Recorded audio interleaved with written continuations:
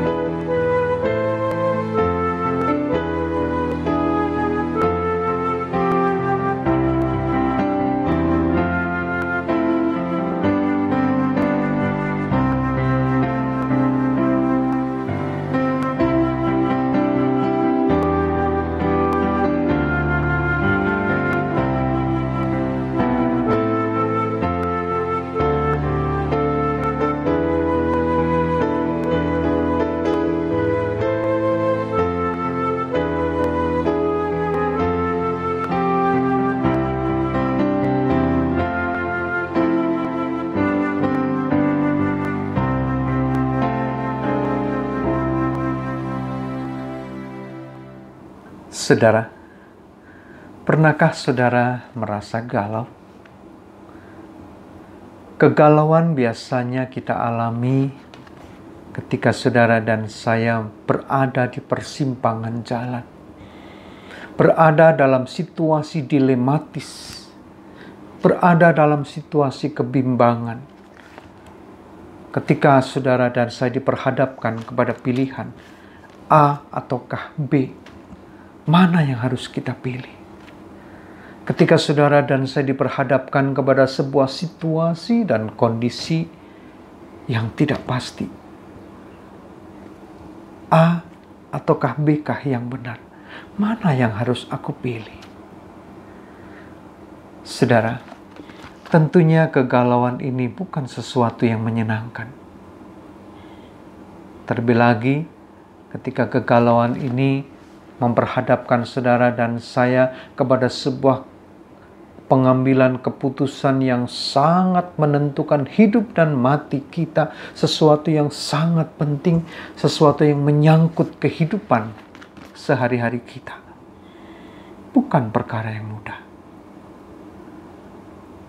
Yang pasti, kegalauan itu bukanlah kondisi yang ideal, bukanlah kondisi yang menyenangkan. Saudara, tak terkecuali kegalauan ini pun dialami oleh murid-murid Tuhan Yesus. Seperti yang dapat kita jumpai di dalam bacaan kita, atau lebih tepatnya saya sebut sebagai rangkaian narasi yang kita baca.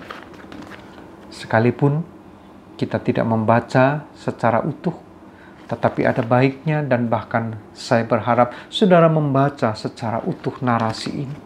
Setidaknya narasi yang diragukan, narasi yang terjadi menurut penuturan Yohanes saat atau pasca perjamuan malam Yesus bersama dengan murid-muridnya. Di dalam narasi percakapan inilah kita jumpai ada sesuatu yang sangat penting, pesan-pesan, nilai-nilai yang ingin Tuhan Yesus sampaikan kepada murid-muridnya. Dan itu dimulai, saudara,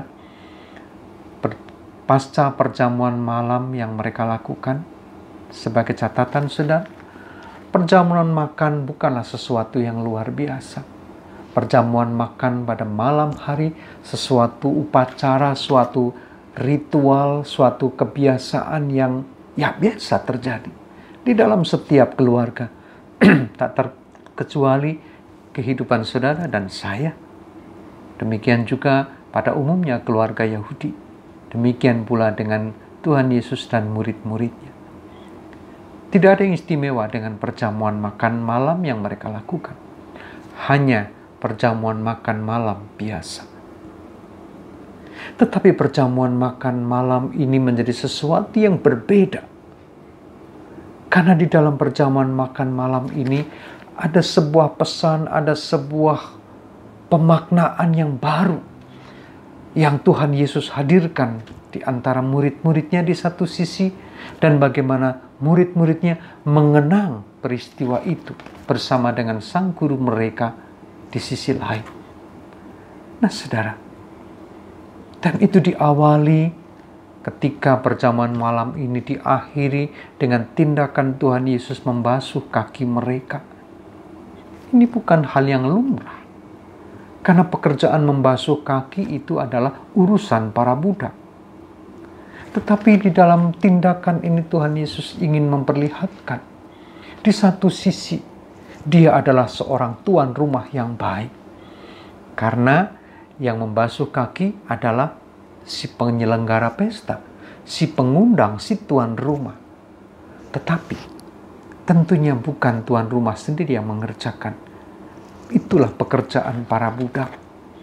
Sehingga selalu tersedia di dalam rumah-rumah orang Yahudi, di pintu masuk ada tempayan yang berisi air, yang memang difungsikan untuk membasuh kaki. Dan tentunya kita ingat kisah tentang 6 tempayan yang berisi air, yang menjadi mujizat, cerita mujizat di dalam perjamuan di Kana. Nah, saudara, namun di dalam perjamuan malam terakhir ini bukan para budak, tetapi justru Yesus sendiri yang membasuh kaki murid-muridnya.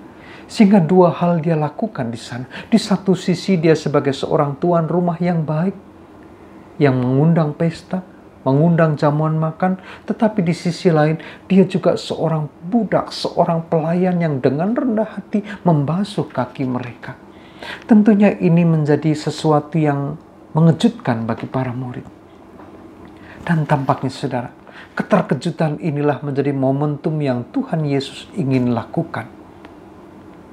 Bukan sekedar untuk menjadi sensasi, tetapi, saudara, lebih utama adalah untuk mengejutkan para murid, untuk memberikan kesadaran baru kepada para murid, untuk menghenyakkan mereka bahwa ada sesuatu yang berbeda yang mereka akan alami. Dengan kata lain, saudara, kisah pembasuhan kaki ini menjadi pintu masuk bagi Tuhan Yesus untuk menyampaikan sesuatu yang baru, kehidupan yang baru, untuk membawa para murid masuk ke dalam sebuah proses transformasi kehidupan. Dan ternyata itu berhasil, saudara. Ketika para murid larut di dalam setiap perkataan yang Tuhan Yesus sampaikan. Namun saudara, sekaligus pula mereka pun bingung dan tidak tahu apa maksud semua itu. Dan puncaknya saudara, seperti yang kita baca pada saat ini, yang menjadi bagian dari bacaan kita pada saat ini, ketika Tuhan Yesus menyampaikan suatu pesan yang membingungkan mereka. Inilah yang saya katakan saudara, ketika para murid berada dalam situasi galau, apa yang membuat mereka galau? Yang membuat mereka galau adalah yang pertama, mereka tidak sadar apa yang sesungguhnya sedang terjadi. Yang kedua, mereka pun berada di dalam situasi kebingungan. Siapa Yesus ini?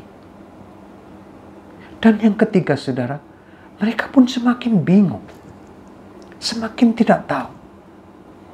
Ketika melalui tindakan Tuhan Yesus ini, yang notabene bagi mereka sesuatu yang mengejutkan, sesuatu yang berbeda dari yang mereka bayangkan, lengkaplah sudah kebimbangan mereka. Dan satu hal lagi saudara, desas-desus tentang masa-masa kesengsaraan Tuhan Yesus pun sudah mereka dengar. Dalam bahasa sekarang, rumors itu sudah sampai kepada telinga mereka. Terlebih lagi, beberapa kali Tuhan Yesus pun sudah mengingatkan mereka akan hal ini. Maka saudara, lengkaplah sudah kegalauan mereka. Kegalauan mereka bukan hanya mereka tidak mengerti, tetapi juga ada kecemasan dan ketakutan yang mendera mereka. Nah saudara, di dalam situasi yang demikianlah, Tuhan Yesus menghadirkan kepada mereka alih-alih sebuah kepastian, sebuah ketetapan yang membuat mereka tenang. Tetapi justru Yesus menghadirkan kepada mereka, di tengah-tengah mereka, sebuah paradoks. Apa itu paradoks? Paradoks berarti adalah dua hal yang seakan-akan saling bertentangan berada dalam satu kebenaran. Atau dengan kata lain, sebuah kebenaran yang diisi atau berisi dua hal yang tampaknya saling bertentangan. Namun dua hal yang saling bertentangan ini mengungkapkan satu kebenaran. Apa itu artinya? Hal itu nampak saudara ketika Tuhan Yesus mengatakan di dalam ayatnya yang ke-19, Tuhan Yesus mengatakan begini, tinggal sesaat saja dan kamu tidak melihat aku. Dan tinggal sesaat saja pula dan kamu akan melihat aku. Itulah paradoks. Di satu sisi Tuhan Yesus mengatakan, tinggal sesaat lagi kamu tidak melihat aku. Dan di sisi lain, tinggal sesaat lagi kamu akan melihat aku. Apa maksudnya? Mana yang benar? Melihat aku atau tidak melihat aku? Jawabnya adalah dua-duanya. Mengapa? Paradoks ini dipergunakan oleh Tuhan Yesus seperti sebuah metode pendidikan. Paradoks ini dikemukakan, dihadirkan untuk membawa ke dalam sebuah realitas kesadaran yang baru. Sebuah paradoks dihadirkan untuk memunculkan kebenaran yang baru. Bukan memilih yang A atau yang B. Bukan untuk memilih Yesus ini mereka akan melihat Yesus lagi atau tidak melihat lagi. Bukan. Tetapi saudara, paradoks ini dihadirkan oleh Tuhan Yesus untuk membawa para murid beroleh kesadaran yang baru. Membawa mereka masuk ke dalam sebuah realitas yang baru. Maka disinilah paradoks ini dimaksudkan. Realitas apa? Realitas baru apa? Transformasi kehidupan. Artinya saudara, para murid mewarisi tradisi kehidupan keagamaan yang tertentu, yaitu Allah dijumpai melalui tradisi-tradisi keagamaan, melalui ritus-ritus, melalui hukum-hukum keagamaan atau hukum Taurat atau syariah agama. Dengan kata lain, ketaatan kepada Tuhan, sambutan kepada Tuhan diukur melalui seberapa taatnya kepada hukum agama. Seberapa taatnya ritus-ritus keagamaan itu dijalani dan dihidupi. Ini tradisi yang mereka warisi. Dan itu tidak salah. Tuhan Yesus tidak menentang hal itu. Tetapi saudara, Tuhan Yesus ingin membawa mereka ke dalam sebuah kesadaran yang jauh lebih dalam dari itu, bahwa menyambut Tuhan bukan sekedar melalui hukum keagamaan yang ketat, bukan melalui ritus-ritus ataupun melalui syariah keagamaan, ataupun juga adat istiadat yang begitu dijunjung tinggi. Itu tidak salah. Tetapi itu saja belum cukup. Atau mungkin lebih tepatnya, mereka belum menyambut Tuhan secara utuh. Mengapa? Karena saudara, melalui paradoks ini, Tuhan Yesus ingin menghadirkan kepada para murid realitas yang baru dalam rangka mereka menyambut Tuhan. Menyambut Tuhan berarti adalah menyambut Tuhan di dalam keutuhan hidup. Bukan melalui syariah keagamaan, bukan melalui Taurat, bukan melalui ritus-ritus keagamaan, tetapi melalui roh dan kebenaran. Inilah realitas baru yang Tuhan Yesus ingin katakan. Ketika dia mengatakan, tinggal sesaat saja dan kamu tidak melihat aku. Pada bagian ini Tuhan Yesus ingin menekankan bahwa engkau tidak akan melihat aku lagi. Satu, secara jasmani mereka tidak akan melihat lagi. Tidak bersama-sama lagi secara jasmani. Yang kedua, mereka akan masuk ke dalam sebuah realitas yang baru. Bahwa mereka akan melihat Yesus dengan cara yang berbeda. Nah, kemudian pada bagian yang kedua, premis yang kedua ini, Tuhan Yesus mengatakan, dan tinggal sesaat saja pula kamu akan melihat aku. Pada bagian ini Tuhan Yesus ingin mengatakan bahwa engkau akan menyambut aku, engkau akan melihat aku dengan mata yang baru, dengan cara yang baru. Apa artinya, saudara? Semua ini Tuhan Yesus ingin tekankan, ingin nyatakan kepada mereka. Bagaimana cara Tuhan hadir menyapa mereka. Bagaimana cara Tuhan Yesus menyatakan kasih-Nya kepada mereka. Tuhan hadir secara terus-menerus di dalam kehidupan para murid.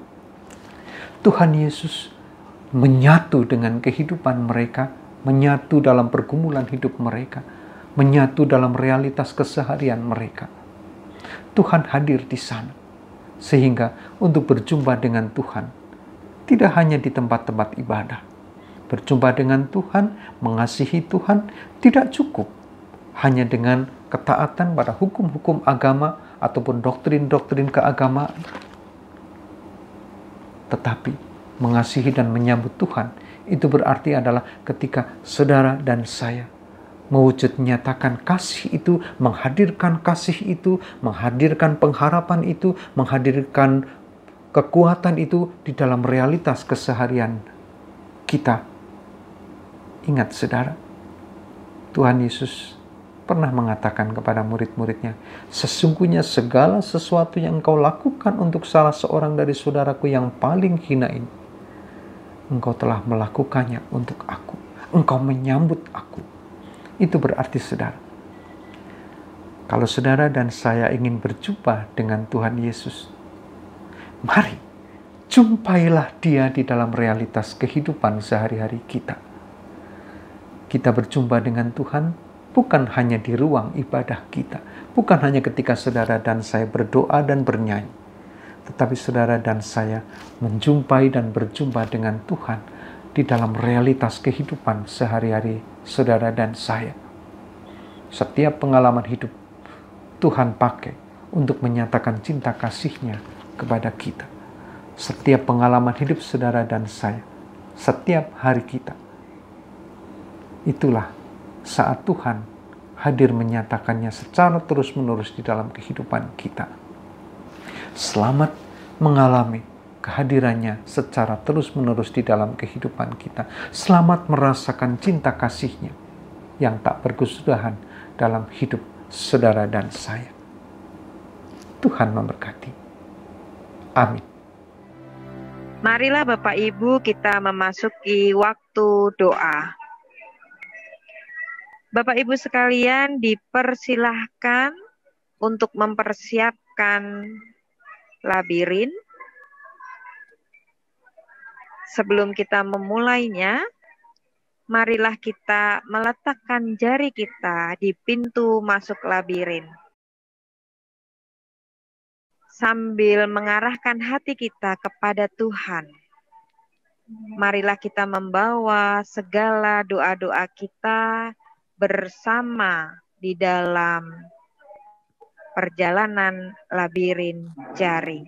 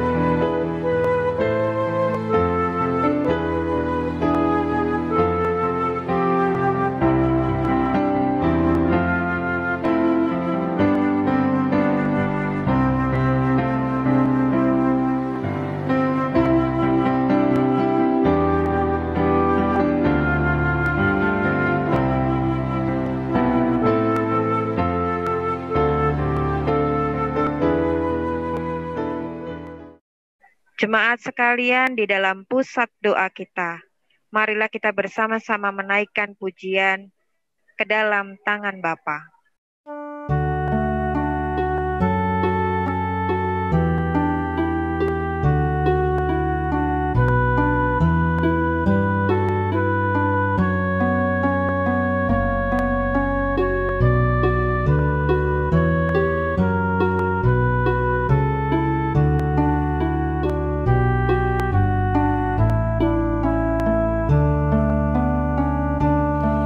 Ke dalam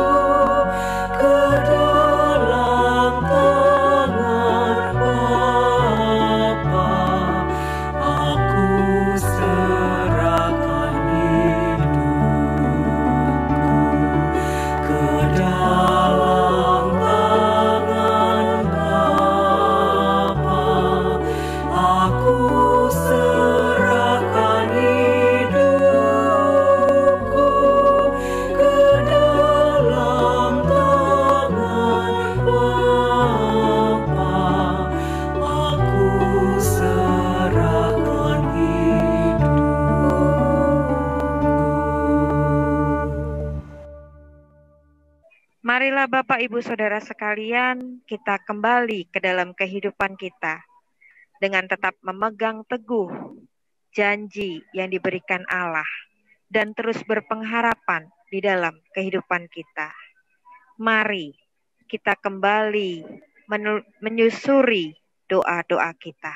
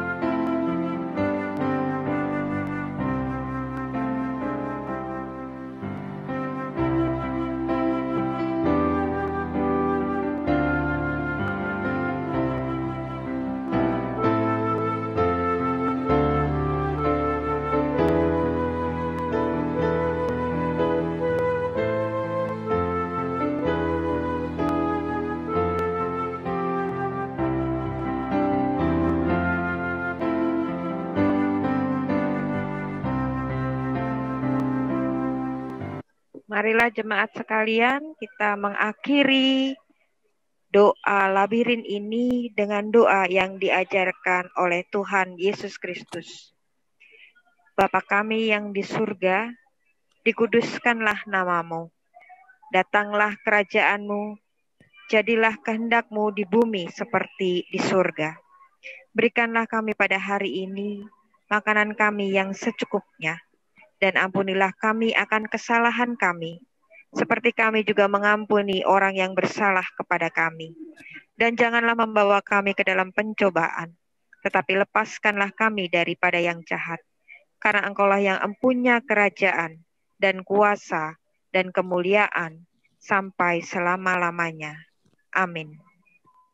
Ketika gema ketakutan membuat banyak orang tengkurap atau memilih diam, inilah saatnya kita mengobarkan kuasa Roh Kudus yang memberikan keberanian yang menyala-nyala demi Injil Kerajaan Allah.